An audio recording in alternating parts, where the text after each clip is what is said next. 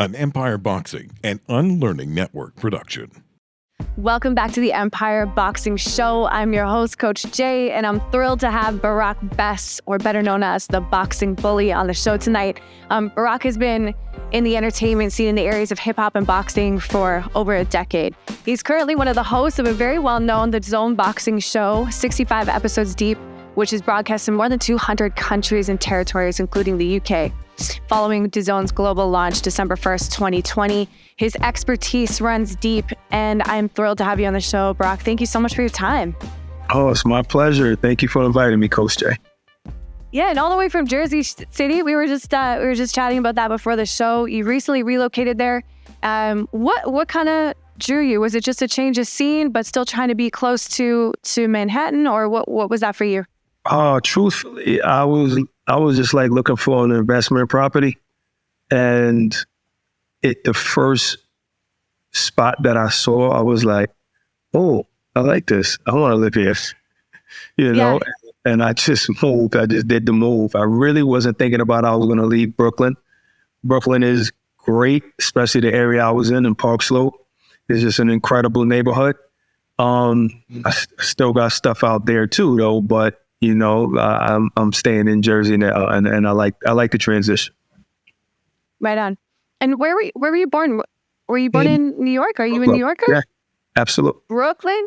I'm a Brooklyn. So born and raised. Usually when people say, when you're from Brooklyn, you don't even say New York. Usually you say I'm from Brooklyn. I don't know. It's a thing. It's a thing we do.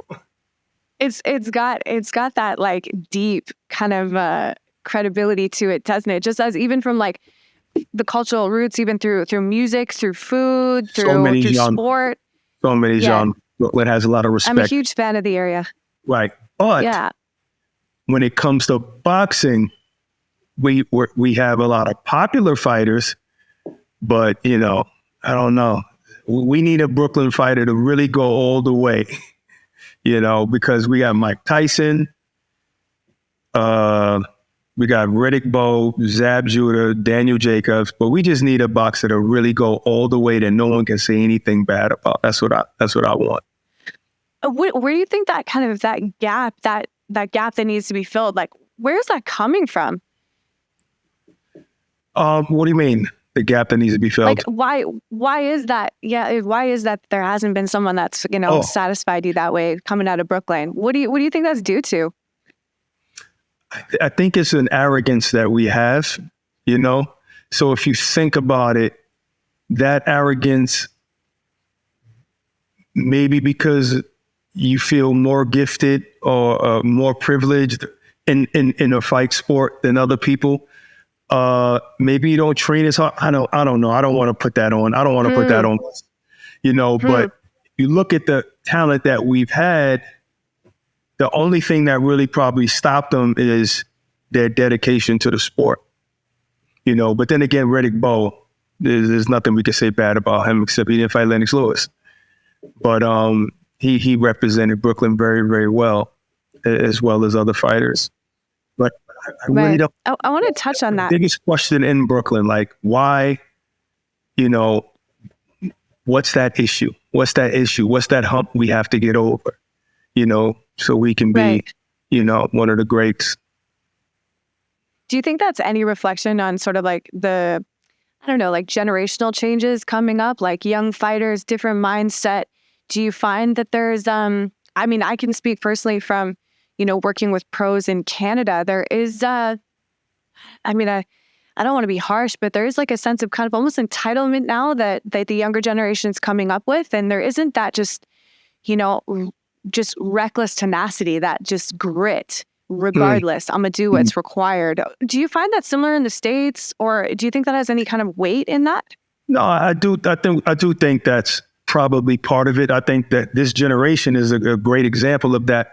But I also think that in Brooklyn, it's becoming so gentrified that usually the great fighters come from the poorer neighborhoods, you know, just to be frank. So we don't have those boxing gyms that we had when we were younger. You got boxing gyms and other recreational places closing down, you know? So it's tough. It's really tough when all you all you looking up to now is like basketball players, football players. Those are things you could participate in school.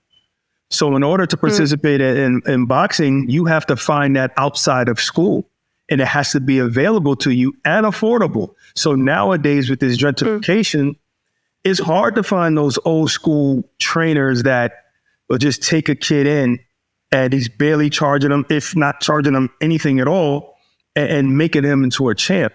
You know, you got these Rumble, whatever, and these, nothing wrong with those nice classes, you know, just classes just for exercise, but they're not teaching you how to box, you know? And I think that that's the biggest problem right now in Brooklyn is that you don't have those gyms. You don't have those trainers readily available for the kids who probably have the talent. How important do you think it is for, you know, a fighter to have adversity, you know, and like an intrinsic motivator, that fighting spirit coming out of a difficult, maybe home life or a difficult neighborhood? How important do you think that is for the fighter's story and how that would play into, you know, the future legacy of boxing?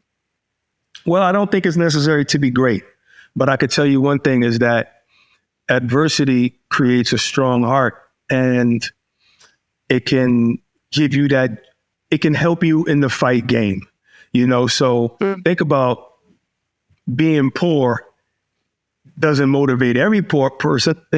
You know, being poor doesn't motivate everybody, but going through a young adversity when you're young can help you in those tough moments of training, can help you in the tough moments inside of the ring and when you're fighting, you know? So I think adversity really builds tenacity. I think it really builds courage, you know, but I don't think it's a prerequisite, because you can have a financially great upbringing like a Devin Haney, but just have the discipline necessary to be great. Yeah, no, I totally agree. That's really well said. I think it's a common story throughout boxing is, you know, boxing saves someone, you know, they changed their life. It brought them out of something. And yeah, I think it can be useful, but it's not absolutely necessary. I think you're right. It is discipline and hard work and, you know, potentially like a good support system and a network that can support you in your dreams. And that can come from anywhere in the world. But yeah, and I think the issue is that, you know, people will look down upon if you didn't have a rough upbringing. You know what I'm saying? And I was part of that when I was young. Like, the thing was being from a tough neighborhood. You know what I'm saying? And you respected people who were from tough neighborhoods, you know, and that's just not the prerequisite. You don't have to be that way. But the reason why it's bigger in boxing than any other sport is because what's synonymous with those tough neighborhoods is actually fighting. So therefore, usually those people are tougher when it comes to, you know, hand-to-hand combat. That's all. Yeah, they're almost like inoculated as children to the idea of combat and you know, conflict in that manner. And then, you know, they're like, what do you mean I get to put on these pillows and I get to make money doing this now? I came up doing that, you know? So tell me more about you. I want to know about, you know, where you got your, you know, your taste for boxing. Was it something you did when you were young as well? Did you participate in it? Tell me a little bit about your, you know, your superhero origin story. All right. Well, I grew up with a martial arts background, with a family that if you don't fight, you don't even exist to them, you know, and it was in me naturally. So I started in karate when I was 3 years old, probably started fighting at tournaments at 6 years old. I used to lie about my age, say I was older so that I can participate, you know. So fighting has always been in my family. My grandfather used to spar with Jersey Joe Walcott, Pretty Boy Floyd Patterson, you know, because he was an amateur boxer in the Marines, came out and sparred with these champions. You know, Pretty Boy Floyd Patterson was from Brooklyn, you know, so him and my grandfather were friends, and they sparred together. So, and my grandfather was also a black belt in judo. So martial arts is something that you were supposed to do. It taught you respect. I'm a black belt in Shotokan. I studied Brazilian Jiu-Jitsu, Seido, you know, a bunch of arts. Wow. So fighting combat was just, you know, ingrained in my spirit, you know, and I think it was a time when my son was 6 years old, and I realized that he wasn't really excelling in karate. And I was like, Dad, what the heck is going on? Like, I was like, we're all naturals. What's going on? A bunch of pride comes in a fighting family, And I took him to Gleason's. When he was 6 years old. And I remember the first day afterwards, he got back in the car and he was like, wow, I can't believe I was in a boxing gym. I can't believe I was in a boxing ring. And that was it. And because my son was getting involved and became an amateur boxer, at the time he was just training. I wouldn't let him spar, but he was just training. Rather, I wouldn't let him fight. But that made me realize that I need to be more around this sport, because coming from martial arts, even though I loved boxing since I was a kid, watched Sugar Ray Leonard as a little boy, Mike Tyson was my favorite human being ever. But in karate, it's respect. It's total different world when you're really engulfed in it. It's a lot of respect, for your leaders and your teachers, your senpais, your senseis, But in boxing, it was just like dudes are just guys that just want to fight. And then their entourage are just even more crazy. And they're not getting any money. You know what I mean? So I was like, damn, I'm raising a good boy here. This is a horrible world. I was like, I got to stay here to make this world better. I know that sounds corny, but that's what I said, And I feel like we all can make a change to any area in life, by just adding to it, by contributing to it. You know what I mean? And I said to myself, I got to be here present all the time with my son. And I just got to be in this sport and engulf myself in this sport. And I mean, who knew that I was going to, wind up being on TV or whatever. But I know I prayed to God and I said, God, I just want to be in this boxing world, because I started to just love being around the environment, going to all of the gyms, training with my son's trainer. Like I just fell in love with just being consumed with just all boxing. Like literally, I don't watch any other sport. I don't watch any other TV. I just watch boxing. I don't know who played in championships of basketball. Like, I don't know anything but boxing. It's crazy. So you have this epiphany. You're like, I need to stay here and I need to leave my fingerprints on this for the better. What happened next? Like, how did that lead into, was that a whiff of the showbiz? Like, how did that morph from that moment? Well, at first I was just being around boxing. I just was in the gyms training or whatever, or taking my son and just going to a lot of fights. I had a friend that worked at HBO. He used to give me ringside seats all the time. And then, like I said, I prayed like in 2013. So I was always around boxing, but I prayed in 2013 to be involved in boxing. And literally that same week, I bought a camera. I went and bought a Nikon, never had one ever in my life. And I had known my co-host, we knew each other since we were kids or whatever. And I had seen him, I must have seen him at a fight one time. I seen him at a fight prior to that day that I prayed. And I seen that he was trying to get involved in boxing. So I called him up and I was like, how do you get into those, how do you get into the post-fight press conferences and stuff like that? And he was like, you got a camera? I was like, I could buy one. And so I went and bought a camera and we hooked up. And we was at the next fight at the Barclays, Zab Judah versus Danny Garcia, ringside with credentials, working for World Star, so to speak. But it wasn't true. Right. My co-host was lying, saying, "Oh, we work for World Star. Work for World Star Hip Hop." Yeah. So we from Brooklyn. That's amazing. Yeah, do what has to be done. Okay, so and correct me if I'm wrong, but you guys also did a show together that was based more around hip hop.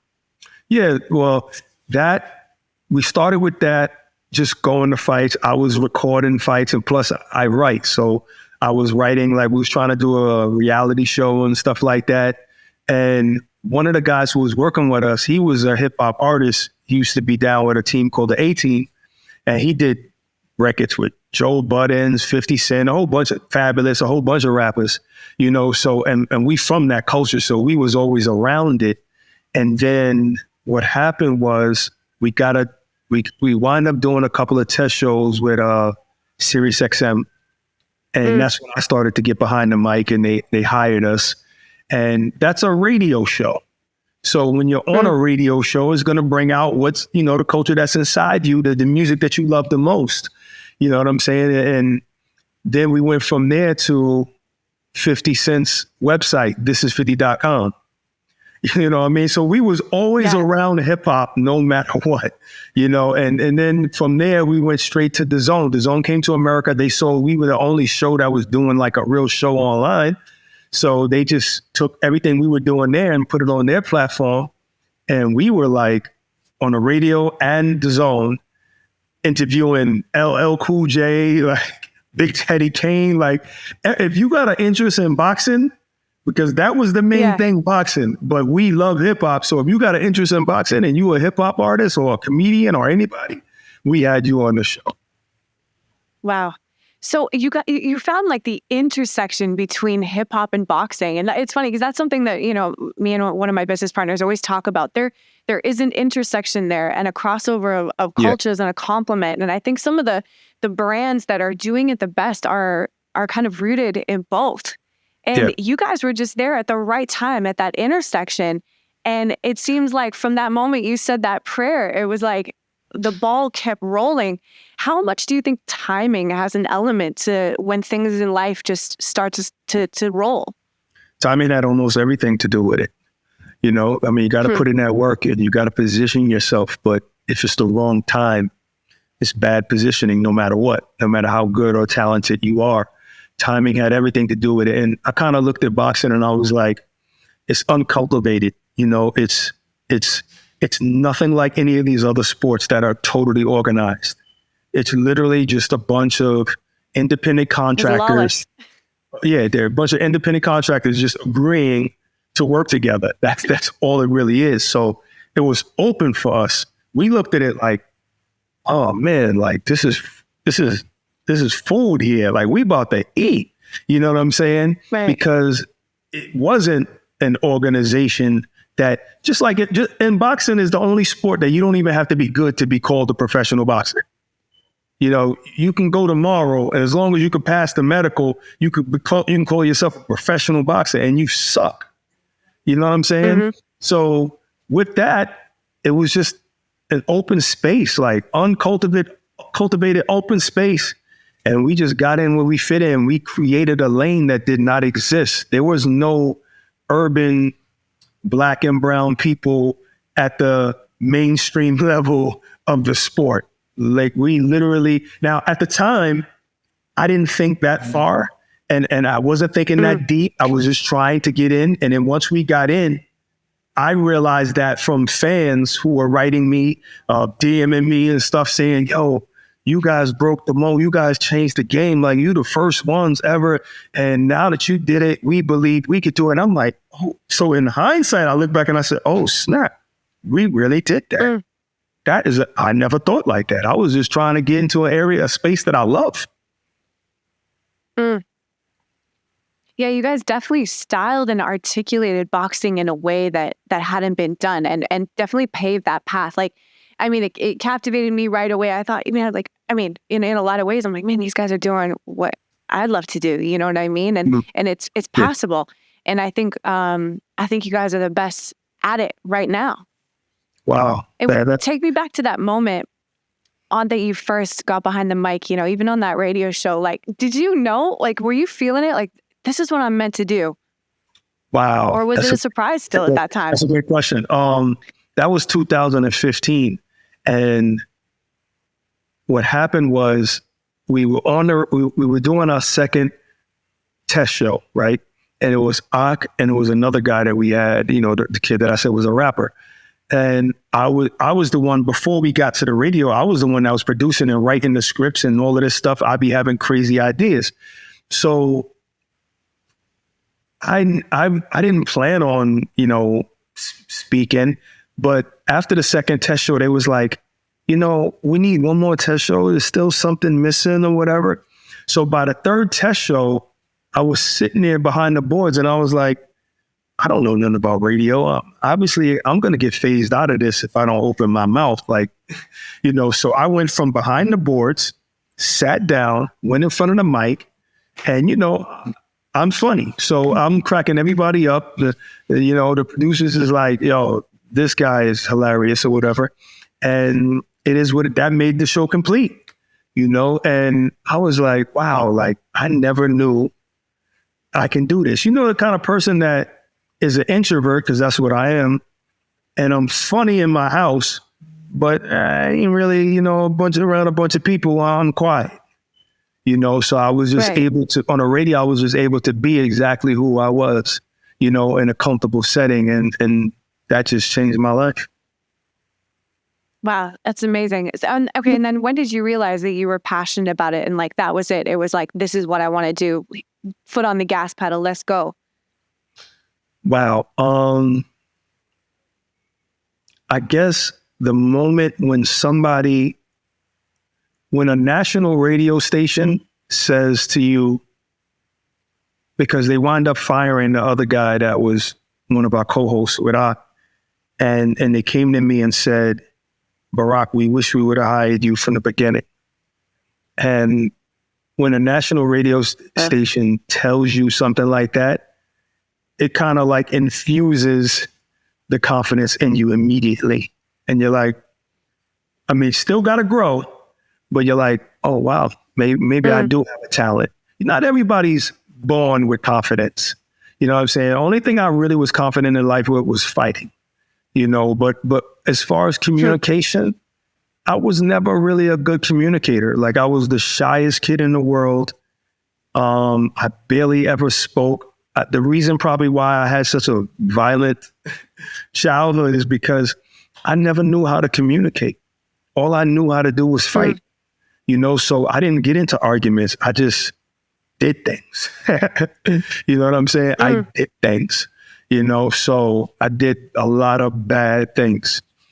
And it's crazy because one time I looked at my yearbook from elementary school and it brought tears to my eyes because it said, under my name, it said, most likely to host his own talk show. And I was like, that was never a thought in my life. So when I saw that, I started crying. I was like, yo, this is crazy. This is something that God designed for me, that some teacher saw in this little shy boy that, this little boy that's causing problems, always likes to fight, that this guy is going to host a TV show. That right there tripped me out. I was like, this is amazing. This is something that I was born to do. So when I saw that in the yearbook, I was like, okay, I'm going to take this serious. Wow. I obviously I'm a huge fan of, the martial arts in general. So what comes to mind when you're saying this? I'm putting myself in that room with you when you're like, that's it. I'm getting behind this mic because I don't want to become irrelevant, in this. Exactly. And I'm almost thinking for me, that's the fighter stepping up, hey, we're going to war. I'm out of my depth, but I got to make something happen or I'm going to be on the short end of the punch, And right. To me, I'm wondering if you think it was that discipline from the martial arts and that confidence that instills in you that sort of came out in that moment and just made you make that decision. Oh, that's exactly what it was. One thing I realized is that you're going to be scared, but do it anyway. And that's why I never told my kids, don't be scared or whatever. I grew up like that. Don't get me wrong. I grew up hearing that all the time. Don't be scared or whatever. And I moved like I had no fear. But of course, everybody has fear, but I've always... Well, it's Mike Tyson that said it best, right? What? He said, I think he said, I'm cold and confident, but I'm scared to death or something. That was a famous Mike Tyson line. We got to find that and put that in there. And that's something you could see that Mike Tyson was not a super tough person.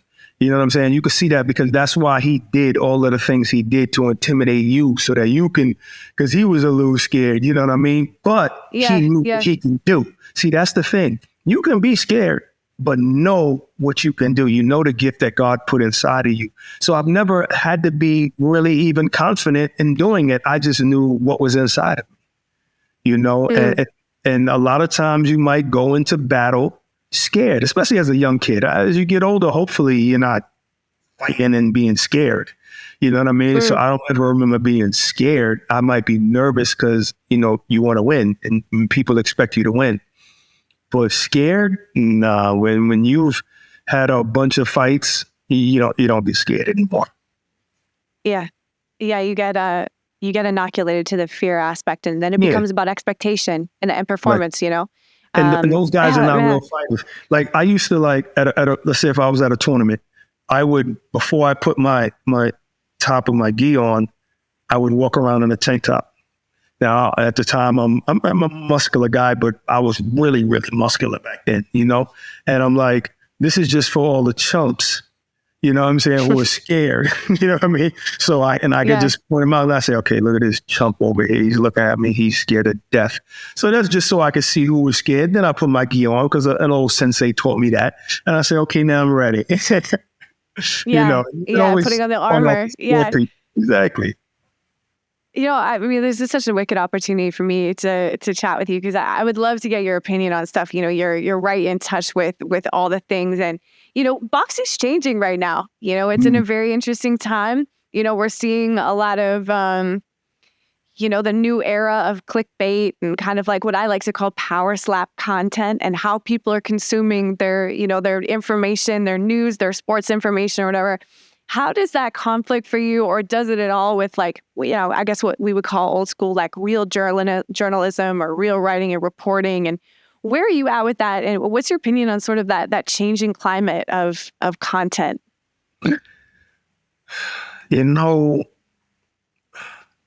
It's tough. It's tough because when you love a sport and then when you start participating in it, and then it becomes your livelihood, it becomes your career, you kind of take ownership of it. And it's just like with the boxers, when like guys like Jake Paul came in, guys like Teofimo was like, oh, this is disgusting for the sport. You know why? Because the sport became his baby. He took ownership of the sport, and that's what we do. The people who work in boxing take ownership of it, And sometimes by taking ownership of it, you don't allow it to evolve, because you want it to be just like what you fell in love with. But understand that change happens to everything and everyone, and sometimes the change is not going to be in something you like, or it might not be in your favor, but it's inevitable. So it's just like in hip hop.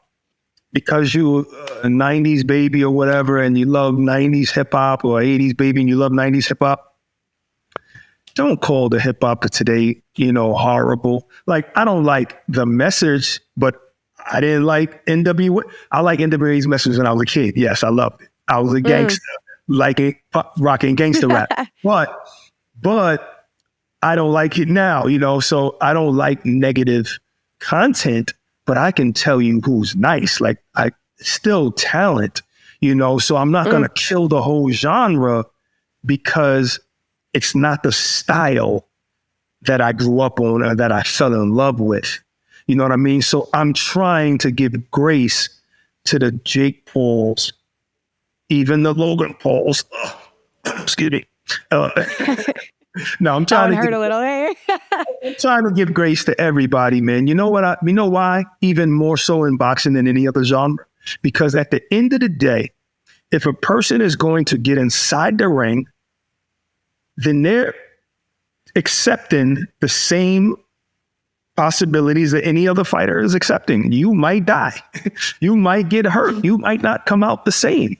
And if you're taking your training seriously, then I'm all for it. So I'll never get mad at Jake Paul. The stuff he does outside the ring might be crazy antics. Mike Tyson was talking about eating your kids. Mike Tyson was talking reckless outside the ring. You know what I mean? So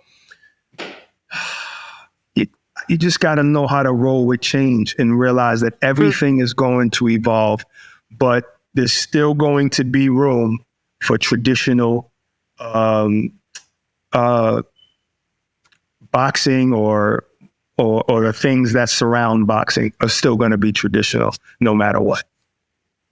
That's probably one of the most, I think, one of the most eloquent and best put kind of descriptions of what's happening right now is, and you're right. And the analogy to hip hop is so true. You know, I'm sitting there listening. I'm like, what is this? But you're right. Like the harder you grip sand, the more it's going to slip through your fingers. And you know, we are changing, and we are. What is now is now. You know, so I think it's a really good perspective to have. And honestly, how much time do you waste going, oh man, I hate this and I wish it was different? And, you know, either get with it or get out of it, I guess. So I think that was really well put, you know, because I think it's split the community a little bit down the middle. You know, I was speaking to Kevin Ioli, who I'm sure you're familiar with. He's a combat sports writer. He does a lot with MMA as well. Right. And he was saying, you know, it's not good for boxing. And he had that very traditionalist viewpoint. And then, you know, talking to Roberto Diaz, you know, ex-matchmaker for Golden Boy Promotions, he was saying it's great for boxing. You know, so you got people who both know the sport, both have dedicated their lives to it. It's kind of splitting the community down the middle. But I think just the idea of adapting with the change and the inevitability of that, I think that's one of the best ways I've sort of had it put, and I really respect that. No, it does. It's not bad for boxing. It just bothers some people, you know. So Kevin Ioli, great guy. He's from the old school. Show me some proof that it's bad for boxing. Hello, show me that it didn't make you stop watching boxing. It didn't make me stop watching boxing. So how is it bad for boxing? What boxing fan said, just damn Jake Paul? That's it. I'm not watching Deontay Wilder. That's it. Yeah. I'm not going to watch Terrence Crawford because it is damn Jake Paul. No one does that. No, what it's actually doing is, I went to church the day after KSI fought somebody or whatever, and I'm like, and the kids in the church who don't watch no boxing said, "Hey, Barak, that KSI man," and I'm like, "Oh God." What? No, it's bringing people who never watch the sport or would never watch the sport to our sport. You know, more eyes on the sport. That keeps us working. Like, that's why we have to learn how to evolve a little bit. But I don't see how it's bad. Show me what it's done. You know, show me what it's done, no matter what. And all of this other stuff that's being added, Jake Paul is not fighting for a championship. And I hate to keep saying Jake Paul because he's actually somebody who's training. He helped Amanda Serrano make $1 million. Like, he shouldn't even be spoken of like that anymore. But he's just the most accessible example, you know, that people think of. It's top of mind. It's top of mind. Yeah. Right. So, man, I lost my train of thought, man. I'm so sorry, but yeah, like, I get it. You're just saying, you know, it's not made anyone turn away from boxing. Yeah, it bothers you, but it's not stopping people from watching it. People who stop watching boxing have other complaints. They're complaining about, the best are not fighting the best or whatever. You know what's funny? Everybody's complaining about the best not fighting the best. Then we get Deontay Wilder fighting Fury. We get Terrence Crawford fighting. Terrence Crawford fighting Spence was the last one that everybody was holding on to, the best not fighting the best. As soon as that happens, people just look for the next one that's not happening and saying, oh, the best not fighting the best. We just had the most best year of boxing probably ever in 2023. And now 2024, people saying, see, Canelo's not fighting Benavidez. Oh my God, this boxing, it sucks. Like, stop it. Stop it. That was literally my next question. In every era of boxing, there has been fights that did not happen. Sugar Ray Leonard will tell you they complained about fights weren't happening. You know, like I said earlier, Lennox Lewis didn't fight Riddick Bowe, and that was 90s, the best boxing era. You know, come on. You know, there's always been that. I watched the video the other day. What's his name? George Foreman was like, Mike Tyson and Evander Holyfield are ducking me. Like, come on. There's always going to be people complaining about fights not happening, you know, but don't kill the whole sport. Yeah. That was literally my next question. I was like, what are you going to say? What are your thoughts on these comments of Bess not fighting the best? Because I agree with you. I think, there's always, you're spot on. There's always examples or someone like, I feel like, I think it was Rick Glazer I was talking to. He was saying that, like Errol Spence was cooking out Terrence Crawford. And then when the fight finally happened, it was actually Spence that was a little bit cooked. And, and that's why the fight played out the way it did, everything that was happening in his personal life, whatever. But, I think that we had a fantastic year in 2023, and I'm looking ahead at 2024, and there's some insane fights lined up. Mm-hmm. Ones in which I'd love to get your opinion on as the pro predictions. So, you ready? I'm ready. Okay, sweet. Well, let's start with the Keith Thurman 12 rounds in April with Tim Tszyu. How do you think that's going to go? First, I'm going to try and do this without giving a prediction. No, I usually don't give predictions, bro. But that's that's a tough fight for Keith, man. I mean, Keith is my boy. Like I said, Keith, last time you was out 22 months, you came back and then we were like, okay, now we're ready for you to fight Crawford or we're ready for you to fight Spence. You was like, hold on now. I need some get back. I need some time. But now all of a sudden you've been out for 24, 25 months and you going straight to the top guy in a higher division, besides Jamel Charlo, the top guy who's active, Tim Tszyu. I'm like, why? And he's like, I'm 35 years old. I don't have the liberty to wait. I don't have the liberty to. So this is a very, very tough fight for Keith Thurman because he's a small guy, but I think he's very, very talented. If he can pull this off, wow, I'd be very happy for him. But Tim Tszyu is a killer, man. He's taller, he's bigger, he's stronger. I don't know. Let's see if Keith could pull it off. It's a tough one. It's an uphill battle. I want to commend you for doing that without giving a straight prediction. That was good. That was good. You've had reps. I see. I don't give predictions. I respect the fighters too much. And I don't know it all. You know what I mean? Like they get to prove it in the ring. They don't need me saying who's gonna win, Yeah. Yeah, okay, fair. Okay, well let's hit up another one. This one, the hottest social media topic, I think, in boxing right now. You know what I'm gonna say. Devin Haney and Ryan Garcia are lost lamb. How do you think this is gonna go? Do you think Ryan Garcia is gonna be in a headspace, or do you think it's all just kind of social trolling? What do you think's going on with that? Let me just interject 1 second. The hottest thing right now, really, is Jake Paul fighting Mike Tyson. Now, I know in our world, that's the hottest thing. You're right. But in reality, this is how important it is for people like Jake Paul. The hottest thing in America right now, and outside of boxing, because boxing is so small. Well, he has this big hip hop show, and he hits me up early in the morning. He's like, "Yo, come on the show real quick." And I'm thinking we about to talk about Ryan and Devin Haney. No, because the world's talking about Mike Tyson and Jake Paul. and my sign friend the contract. My friend Charlemagne on the Breakfast Club. You know what they talking about? Mike Tyson fighting Jake Paul. And I'm like, oh snap. Okay, well let's start with that one. Because that blew my mind. I'm just telling you. No, but we're gonna now. All right. It's wild. Like, okay, and we got a bunch of, we had this influx of guys that were coming out of retirement. It started with Manny. Manny was, handing out the Olympics, and he was, saying he wanted to get back in the ring, and he was calling out all sorts of people. Was calling out Javante. He was, and then we've got rumors of this, like a bunch of retirees coming out, Mike Tyson included, Mark Hunt, etc. And now we have a contract signed between, so it's escalated so quickly. We have a contract signed between Mike Tyson, Iron Mike Tyson, and Disney Jake. How's that going to go? I just can't believe we're here. Who knows? Like, what the heck is going on? I'm not going to lie. I'm going to watch it. I'm interested. Hey, of course. Of course. But I'm like, I don't know. Mike Tyson is old. He's going to be 58 when he fight. But if you see the little clips of him punching, you're like, okay. Yeah. I know that clip is 6 seconds. I know you're going to be very tired after that.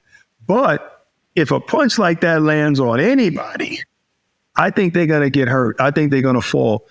I think Mike Tyson still probably has the power and the speed to hurt Jake badly. But then again, you know, he's old. He's old. He smokes a lot of weed. Maybe Jake might hurt one of our greats. And that right there hurts me. Like, please don't hurt him. Don't hurt Mike Tyson. So, okay, and another thing too, his pad man, Mike Tyson's pad man. Have you met this person? Do you know him in the flesh? No. I was like, what kind of a man is this man? Like, he's falling backwards, like fielding insane power from. I was like, I want to meet this man and shake his hand. Like, the unsung heroes of boxing are these like old boy pad men in the UFC and stuff. You see these guys. Yeah. I would not want to trade places with that man. So I mean, I shout out to that guy. He's like a UFC. I think he's a UFC guy, a trainer or something like that. Fuck. It's his pad man. But that's crazy. And I saw him. I seen Mike Tyson punched by his face like this, and I was like, oh my god. I was like, God bless these guys, hey, that are still holding body shields and focus mitts and kick pads for these assassins. It's crazy. Definitely the unsung heroes of boxing are these these old boys, these pad men. Like even Volkanovski's trainer. I'm like, I was like, well, we need to highlight these people. I like that. I like that you said that. Yeah. We need to highlight these. Absolutely. Yeah. Okay, so I mean, Mike, don't hurt him. But when he was fighting Roy Jones, I must say, I was like, oh my God. Well, and then again, on the flip side, no hate on Roy. I love Roy. But I mean, Roy was looking like he was struggling to make the walkout, you know, not in the same kind of shape, you know, looking his age a little bit. And that fight was, I felt like Tyson was holding back the whole time. But of course we can't have that kind of destruction in an exhibition fight of like two guys. People were just happy to see them moving around in the ring together. You know, it wasn't the time or place, but I remember thinking, I'm like, Mike looks so good. Yeah. So good.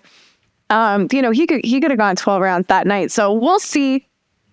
Of course I'm going to watch it and I hate myself for it, but Mike did look in shape, and I mean, he looked like he can go a few rounds. You know, so if we get that Mike against Jake Paul, damn, maybe. Yeah. I don't know. I just, you know, when you love somebody and they've contributed so much to the sport, you don't like to see them get hurt. You know, I don't. Absolutely. I don't want to see Roy Jones get knocked out by some young guy. You know, I don't want to see Mike Tyson get hurt. You know. Nah. And also, like, even just because of the power that, you know, Jake Paul has and the generation of today and their social media, it's like, you know, within 8 minutes, Mike's going to end up a meme. And the internet is a ruthless place. And, you know, that's not how I want to see Mike either. But that's a great point. Look at Evander Holyfield. He fought a fight with, I don't know if it was an exhibition, whatever the heck it was, with Vitor Belfort. Now, Holyfield is older than Mike Tyson. So he fought a year ago, or whatever it was, and he was 58 years old, and Holyfield had one of the best chins in the sport of boxing ever, you know, and that's one of the first things to go is your punch resistance. You know, you're different. As you get older, you can't take punches like you could before, and you can't sit in the backseat of a car on a long drive. You know, on a roller coaster, you have a headache. Like you can't do nothing. No. You know, you can't do nothing. So if Vitor Belfort stopped Evander Holyfield in the first round, that goes to show that old people should not be getting hit, you know. But we're all created different. So maybe Mike Tyson is different. Maybe he can, you know, represent for us. Who knows? We'll see. Okay, well, now that we got the old folks out of the way, bless them. Let's go back to the young boys here. We got Devin Haney and Ryan Garcia. It's at Barclays Center, right? Yes. So you're going to be there, I'm guessing. Oh man, Friday Center. Yes. Hope God willing, I'll be there. I'll do my best to be there always. That's a tremendous fight, and it's great that it's happening in New York. We needed that. You know, especially with Saudi Arabia taking a lot of the big fights, you know, we kind of needed that resurgence back at the Barclays, because at one time, when the Barclays first opened, you had a lot of fights there. Golden Boy and Al Heyman were that's when they used to work together. And they kind of brought boxing back, around 2013, and it started in the Barclays, Mm-hmm.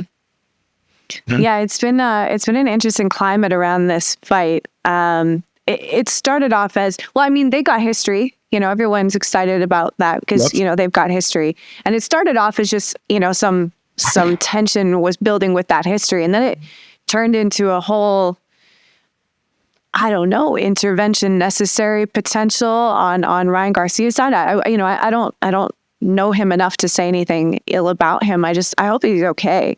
Mm-hmm. I think there's a lot of things that can happen to a young fighter at his level of fame, and whatever he's getting himself into. Do you think that he is going to be ready for this with everything that's going on? What's your opinion on it? Well, it's tough to really know what's going on because a fighter will tell you he's locked in and he's training, and after he loses, he'll tell you it was the worst training camp of my life. Mm-hmm. I look at this in two ways, and it doesn't look great. It doesn't look great how the things he's been saying and how he's been acting on like his social media, and the older people who are not necessarily from this era, we immediately look at that and say, well, that doesn't look good. There's an issue. There's a problem. And I can respect that. But I also understand that in this era, it's like, just imagine if every thought you ever had in your head was made public. You probably wouldn't have the good reputation that you have today. Well, that's if you have a good reputation. I don't know, coach. I don't know. Just don't ask a lot of people, just a few. I'm just joking. Preferably that don't know me. You ask them nice things to say. But I agree with you. That's still true, right? It is broadcast. Right. So if everybody knew what every thought you had in your head, you wouldn't have a good reputation. People would say something's wrong with you at certain times of your life. But that's the mindset of this era. As soon as it comes to mind, they go grab their phone and the whole world hears it. There's no time to say, you know what, let me just keep this to myself. Or let me go speak to my friend. Let me speak to my mother. Let me speak to my uncle. Let me speak to my boy. Let me speak to my pastor. Let me speak to somebody else before I tell the whole world. So, but in this era, some people, Ryan Garcia is one of them, he built his whole life online. His identity is kind of like online. Part of his identity is online. So that's a habit for them. So we get to see his bad moments.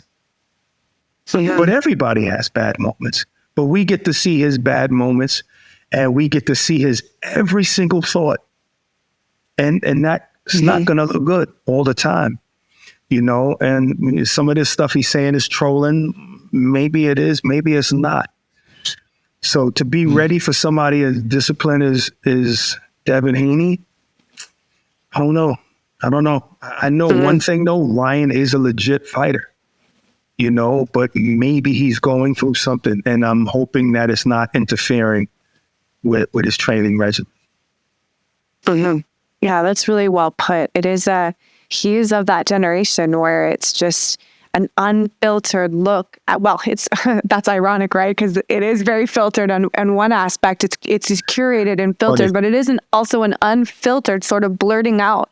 And there isn't that same, I think, weight of sort of emotional processing or emotional maturity that maybe our generation's like, better check yourself before you wreck yourself, right? Yeah, absolutely. But you're right. It is someone 10 years younger than me is like not even fazed by that. That's a very normal way of interacting and relating and communicating, and an online persona, and also, I mean, what is that old saying? Like, there's no bad press, even bad press is good press. And, we're seeing that be, very lucrative in growing and marketing, and all areas of entertainment, not just in fighting. So it's an interesting one.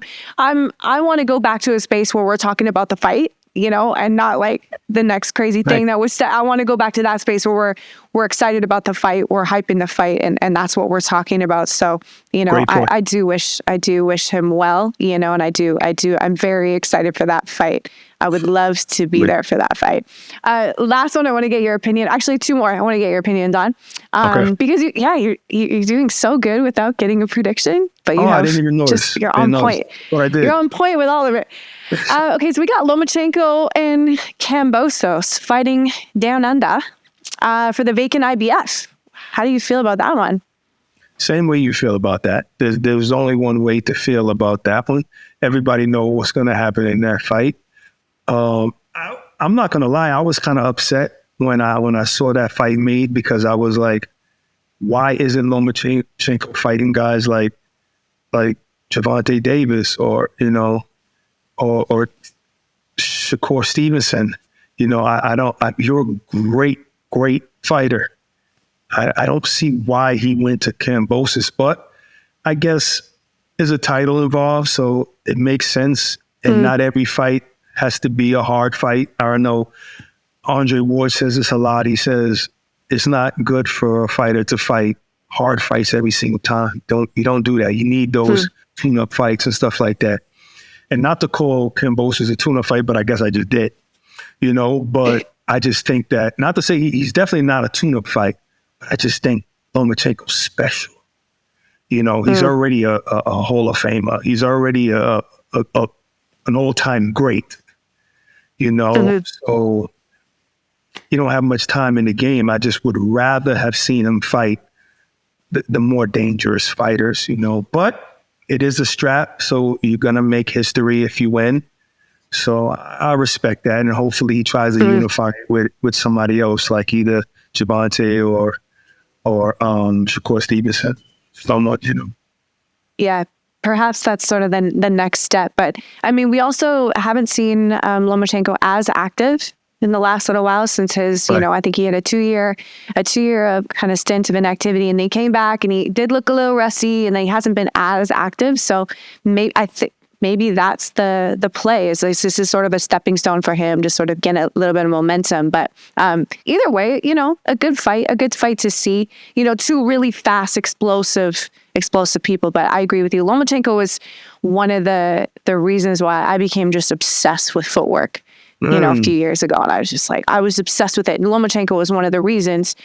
He and the next one, which I'll bring up, Alexander Usyk, the angles, constantly turning his opponent to the left, away from the power, like that sort of, it's very, very European and sort of, I guess like Ukrainian style. Those boxers will kind of have that footwork that's just incredible. But we got Usyk and Tyson Fury, long awaited after a little bump on the eyebrow. And, that one will be a barn burner again in Saudi Arabia. How are you feeling about that fight? It's tough. I mean, maybe before the Ngannou fight with Fury, I probably would have said, Fury's knocking everybody out. And plus we know he can box, so he's a dangerous guy and hardly anybody probably can beat him. Now, I don't know, and it's not because I thought Ngannou was good or anything. I just think that if we listen to everything Tyson says, probably 95% of it is a lie or a joke, or he's trolling or something. But he did say a couple of times he's not the same after Deontay Wilder fights. He did say it took him a long time to get past that last fight, having a concussion and going through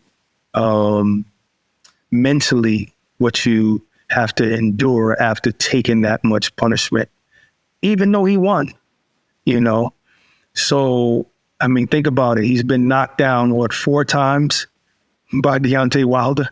Most people don't get up, and he got 4 times. So he suffered a lot. That last one was a reward. That was amazing to see that in person. Like, wow, that was amazing. So I don't know. Maybe he knows something that we don't know. And maybe that's the only thing that can hinder him on the night of the fight. You know, we know he has a big heart, but can he still take shots?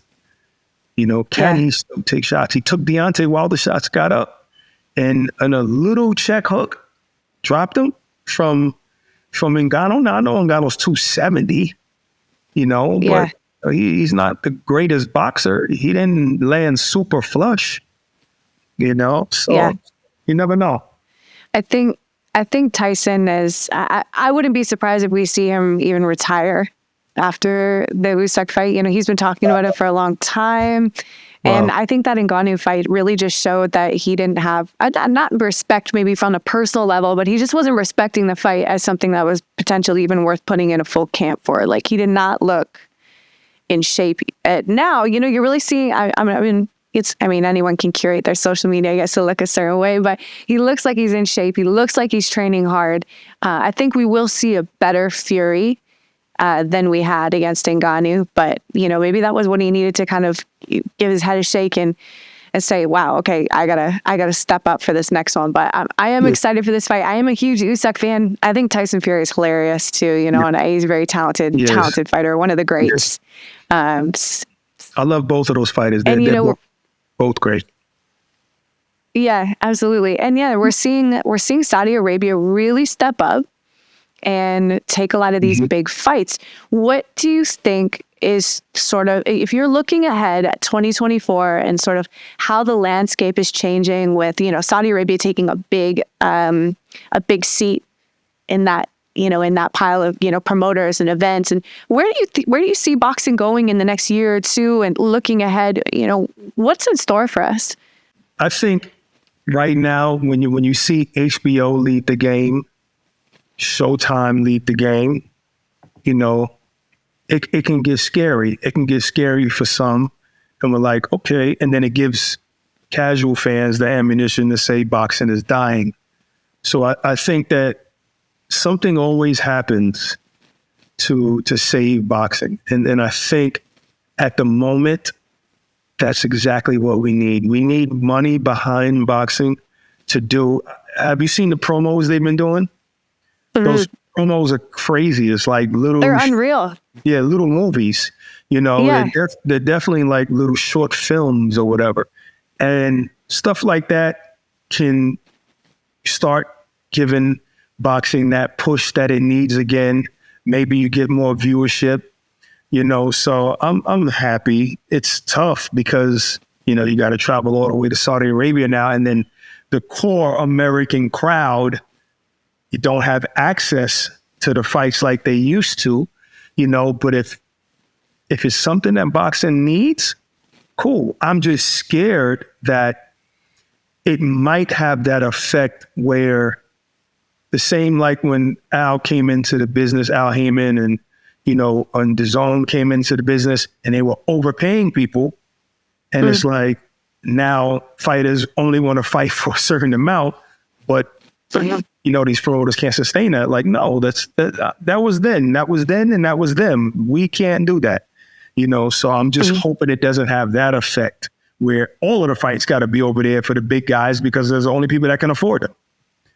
You know, I'm just hoping it just makes boxing look better, and hopefully we can get more fans, and then we can see fights everywhere. Yeah. And what about you? You know, what are you looking forward to? What are you working on? What's getting you ticking right now? What does this year look like for you in your personal endeavors or in your career? You know, I hate to probably not give the answer that other people would give, but what got me in this sport was me praying to God to be here. And I just want to contribute in a way that makes God proud.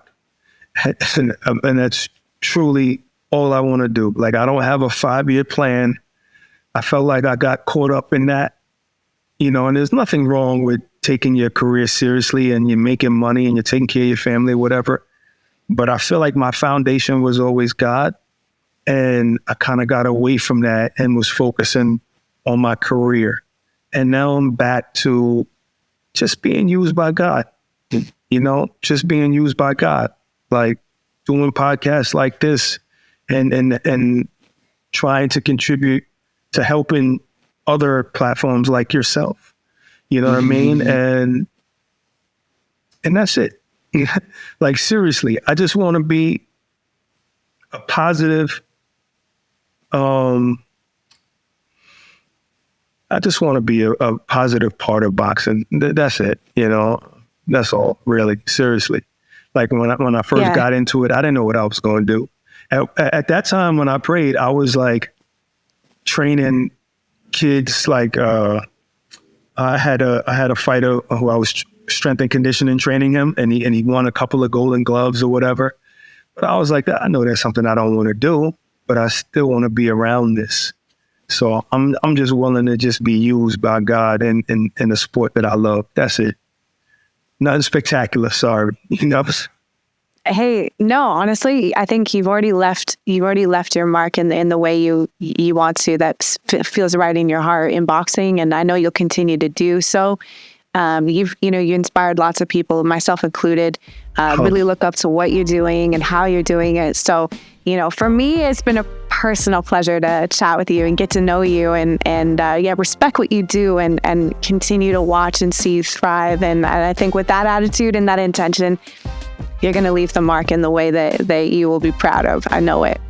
I really appreciate that. I'm going to tell you right now, I don't know how other people receive compliments, but it never gets old. Like, it's always like when people give me compliments, oh, you're killing it, you're this, you're that. I'm like, really? Like, what am I doing? Like, so I don't see it like other people see it, but I'm grateful. Thank you.